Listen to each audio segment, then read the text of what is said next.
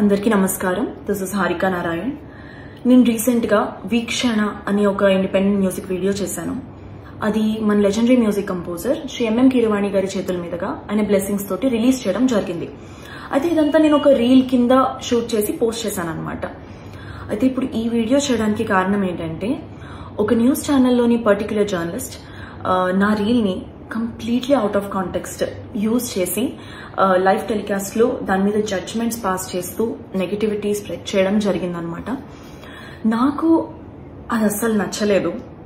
First of all, ఆ స్థాయిలో ఉన్నటువంటి ఒక వ్యక్తి, ఒక లెజెండరీ పర్సన్ ఒక చిన్న మ్యూజిక్ వీడియోని సపోర్ట్ చేయడం అన్నది చాలా గొప్ప విషయం. It shows how much he encourages young and aspiring musicians who want to grow. నేను ఆ వీడియోలో నుంచుని ఉండడం అన్నది నా చాయిస్. కీరవాణి గారిని నేను ఒక గురువులా భావించి ఆయనకి ఇచ్చేటటువంటి రెస్పెక్ట్ అది.